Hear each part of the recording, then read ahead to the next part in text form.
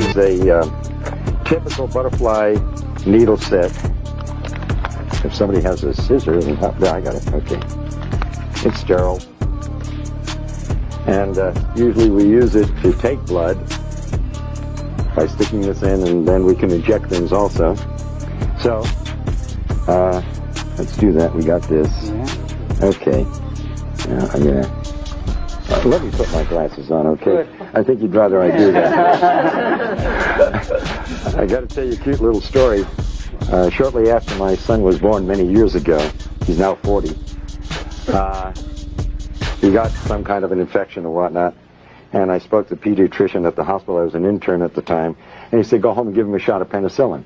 So I took the syringe and everything home, and my wife held Bruce over her shoulder, and I grabbed his little bottom cheek, and I go like this, and I stuck it right into my thumb, so. Careful. You can tell I don't like doing this, never have. Okay.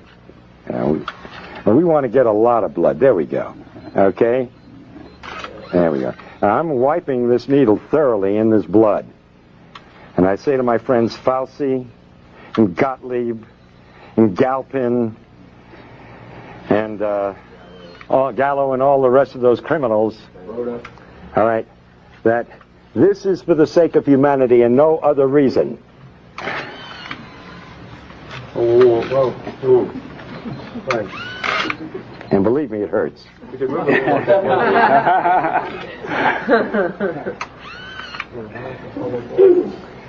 And this is in the hope that it'll save the lives of millions of individuals who will die because of the greatest lie ever told.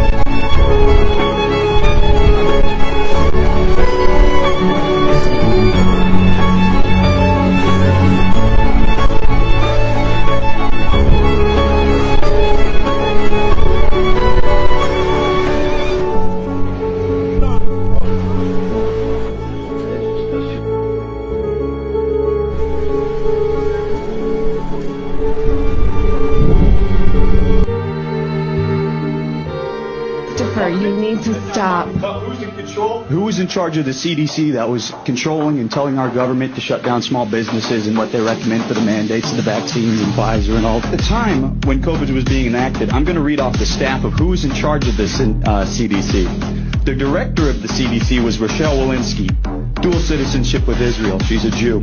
Deputy director of the CDC, Ann Shawalchik, dual citizenship with Israel, Jew.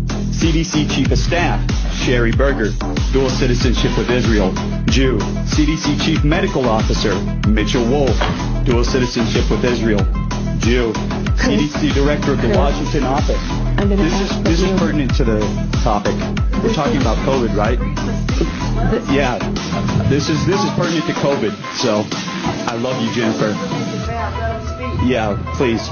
So, director of the CDC of the Washington office, Jeff Resnick, dual citizenship with Israel, Jew. COVID czar, Jeff Zaints, dual citizenship with Israel, Jew. COVID senior advisor, Andy Slavitt, dual citizenship with Israel, Jew. Assistant of Health Secretary for Human Services for our country, the Assistant of Health Secretary, Rachel Levine, transgender, dual citizenship with Israel, Jew. Can I ask that you hold off, Christopher? Ma'am, I'm almost done. Mr. Pfizer? Wood, the chair has ruled that your comments are out of order. She's asked you to stop. The chair has... You said Jew. There's nothing wrong with Jew. It's not derogatory. Yeah, exactly. Okay, keep on going. Head of Pfizer Vaccines, Albert Bourla, dual citizenship with Israel, Jew. Pfizer chief scientist, Michael Dost, dual citizenship with Israel, Jew. Moderna chief scientist, Paul Zaks, dual citizenship with Israel, Jew. BlackRock, everyone know BlackRock? BlackRock CEO, Larry Fink, dual citizenship with Israel, Jew. I said we're willing to sacrifice our ego, our reputation, and our lives. Yes, ma'am, and I love you, and I appreciate your patience. BlackRock president, Rob Capital, dual citizenship with Israel, Jew. The CDC chief medical officer of Johnson & Johnson, Joanne Waldstreicher, dual citizenship with Israel, Jew. Chief medical officer of Merck, Michael Rosenthal, dual citizenship with Israel, Jew. Head advisor of the World Economic Forum, Yuval Harari, dual citizenship with Israel, Jew. And that's what we're talking about. That's not talking about who's in charge. Christopher, you need to stop. About who's in control of the media or the banks. Go on. God bless you. Thank you for your patience. The reality is that all these societies, not just America and Britain, but China and Russia too, are exhausted, empty of any new ideas. All of them have corruption that has burrowed deep into their institutions, corruption that the politicians seem powerless to stop. While China, which many believe is a model for the future, is underneath a society not only riddled with corruption, but its growth is declining far more than the official figures reveal, while its population is rapidly aging. Far from being an alternative future, China may well be yet another old, decaying society that relies on a powerful surveillance system to maintain its power, because it too has no other vision of the future.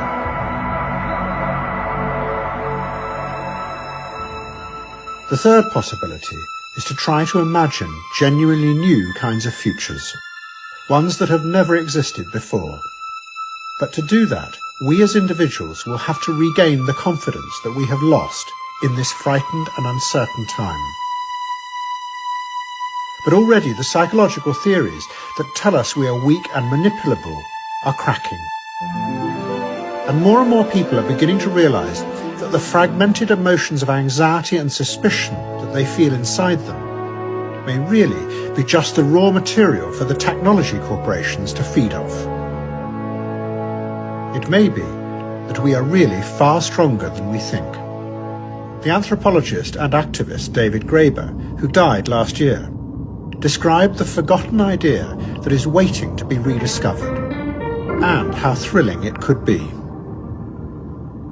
The ultimate hidden truth of the world, he wrote, is that it is something we make,